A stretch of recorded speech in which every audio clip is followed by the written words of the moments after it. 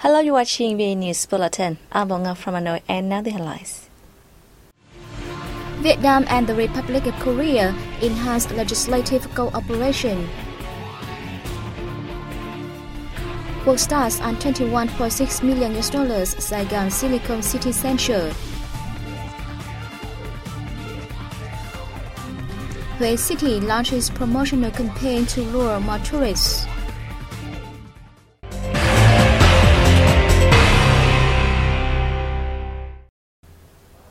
During a regular government meeting on August 31st, Cabinet members debated a draft decree on the government's working regulations. Prime Minister Nguyễn Xuân Phúc stated that the regulations are designed to enhance the transparency of the government's operations.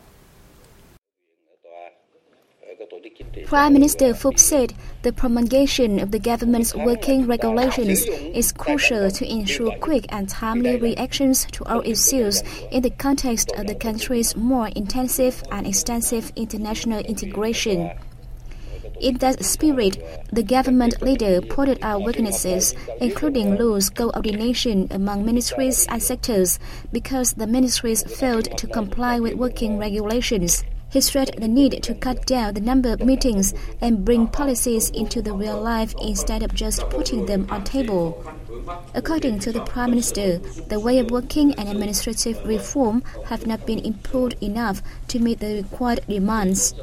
So Prime Minister Phúc noted the new regulations need to be resolve our shortcomings and asked ministries and agencies to step up the application of information technology into the government's operations.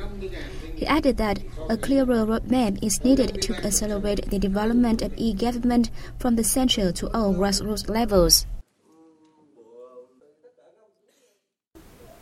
Also on August 31st, Minister of Justice Lê Thành Long received the Republic Korean Minister of Government Legislation, Je Jeong-bo, who is on a working trip to Vietnam.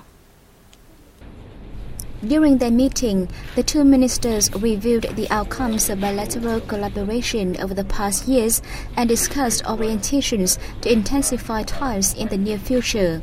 They promised to continue working closely together to effectively carry out the 2015-2016 agreement and devise annual cooperation schemes that ensure the effectiveness and feasibility.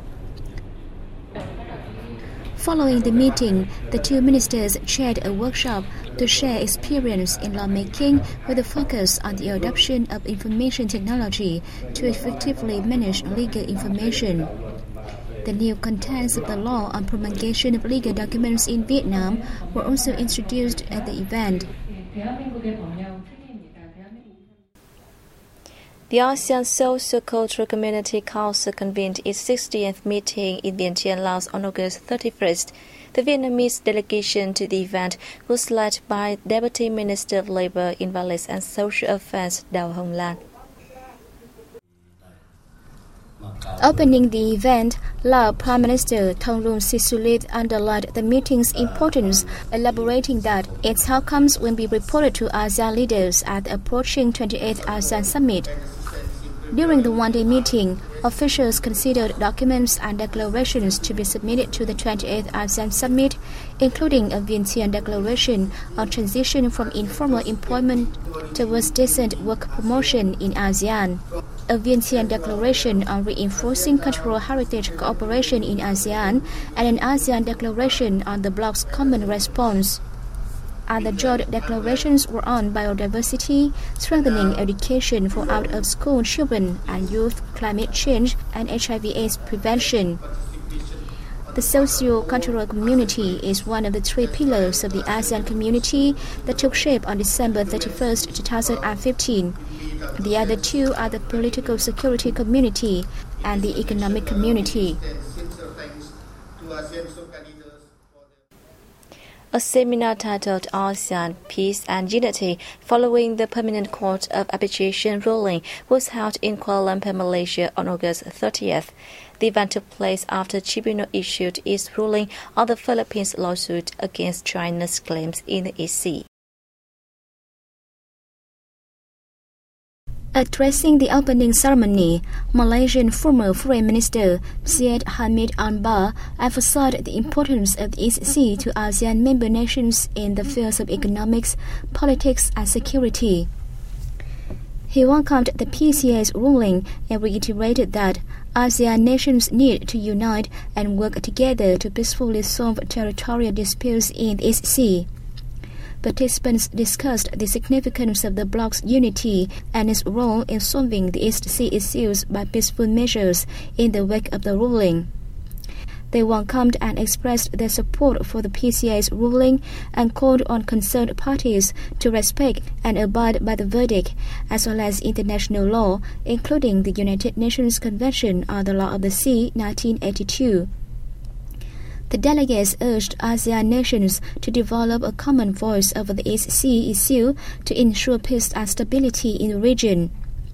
They affirmed that China has no legal basis to claim historic rights within the so-called Nine-Dash Line in the East Sea, and condemned China's militarization, construction of artificial islands, and prevention of fishing, oil mining, and maritime freedom in the East Sea.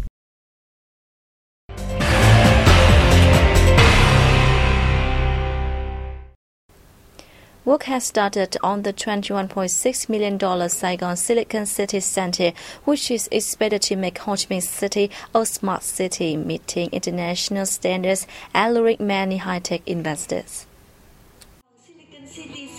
Located in the Saigon High-Tech Park, the center forms part of the 52-hectare Saigon Silicon City project, worth about $40 million. The project is expected to help the city and Vietnam in general narrow the scientific technological development gaps with other countries in the region and the world. The center aims to serve technological research and development, connect overseas Vietnamese companies operating in high-tech and support industry, and international groups specializing in the research and application of technological transfer. The Saigon Silicon City Center project is expected to help promote high-tech development in the southern metropolis and encourage Vietnamese abroad to invest in their homeland, thus contributing to national development. The Ho Chi Minh Communist Youth Union, in coordination with the Ministry of Science and Technology, launched the Golden Globe Award 2016 in the fields of science and technology in Hanoi on August 30th. The annual award aims to discover talents and stimulate the passion for technology and science research amongst young people. This year's award, the 12th of its kind, will be presented to 10 young talents who have the most outstanding research projects or solutions in the 5 areas: information technology and communications, medical pharmaceutical technology, biological technology, environmental technology, and new material technology. Applications for the award should be submitted before October 15, 2016. The peaceful beauty of Trường Sa, known as Bradley Archipelago, and the life of the soldiers and people there are depicted through 70 photos taken by Nguyễn My Cha, a journalist from the Voice of Vietnam Radio. Her exhibition, Trường Sa Where We Come, displays photos taken during her trip to the archipelago in June.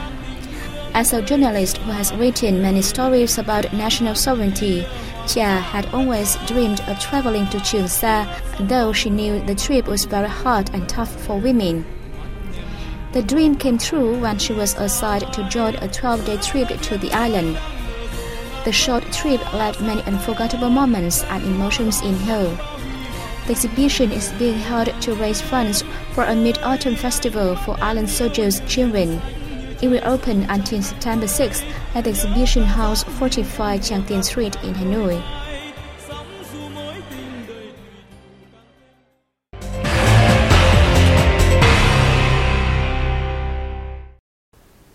Hanoi has recently moved for rich downtown nightlife at the weekend. The moves include piloting longer opening hours for restaurants and bars and organizing folk music performances around its famous Hoan Kiem Lake. folk music will be performed around Hanoi's Hoan Kiem Lake to make the capital city's nightlife more attractive to visitors. The performances will take place from 8 to 9 p.m. on Fridays, Saturdays and Sundays, starting from September the 1st. Performances will feature Gachu, ceremonial songs, Chiao, traditional opera, some songs of live street musicians, Đơn Ca Tai Tu, southern folk singing, and traditional musical instruments like the monochord, the tarung, and flute. The move is part of a series of activities Hanoi is deploying to enthrall visitors. Also from September 1st, restaurants and bars in Hanoi's downtown Hoan Kiem district will be allowed to open until 2 a.m. instead of midnight as before. The extended curfew will apply from Friday to Sunday and is being run on a trial basis. From October 7th, streets around Hoan Kiem Lake will be closed to traffic from 19 to 2 a.m. in summer and 18 to 2 a.m. in winter from Friday to Sunday and on some holidays. The pilot will run until the Lunar New Year holiday 2017. The first pedestrian streets in Hanoi, including Hang Ngang, Hang Dao, Hang Duong, and Dong Xuân in the Old Quarter, were inaugurated in 2004. In 2014, 6 more walking streets were launched, also in the Old Quarter. Hanoi plans to make tourism a key industry, hoping to welcome 30 million visitors per year, including 5.7 million foreigners by 2020. The Hue Monuments Conservation Center launched the Golden Week promotional program from September 2nd to 8th, offering visitors a wide range of ticket deals. The event is part of the activities to mark National Day, September 2nd. Visitors will enjoy free admission to several mausoleums and palaces, and a discount of 50% will be offered to students groups during the period. Additionally, tickets for Royal Court music concerts at Duyệt Thị Đường Theatre will be available at half of the normal price for shows from 10 to 10:40 and 15 to 15:40 every day. Since 1994, the complex of Hue Monuments has hosted 33 million visitors, including 12 million foreigners. Last year, the complex welcomed over 2.3 million visitors. In the first 7 months of this year, 1.36 million tourists visited the site, including 750,000 foreigners. The center city of Da Nang will host a range of cultural and sport activities to serve local residents and tourists during the upcoming National Day vacation. Accordingly, a string of events will be held at entertainment spots, including a free beer festival at Ba Na Hill, opening of Vietnam Tiger's Free Fall Tower in Asia Park, and an art performance themed towards beloved sea and islands. Local people and visitors will also have a chance to cheer up with a traditional boat race on Han River and enjoy a photo exhibition highlighting the city's achievements of the past 30 years. To have holidaymakers enjoy a safe and happy holidays, the municipal authorities will take drastic measures to strengthen security at amusement places, ensure food safety, and prevent the solicitation. According to the Municipal Department of Tourism, Da Nang City is expected to welcome about 118,000 visitors, including 28,000 foreigners, during the National Day vacation, which lasts from September 2nd to 4th. And that has wrapped up our news bulletin. Thanks for watching and see you next time.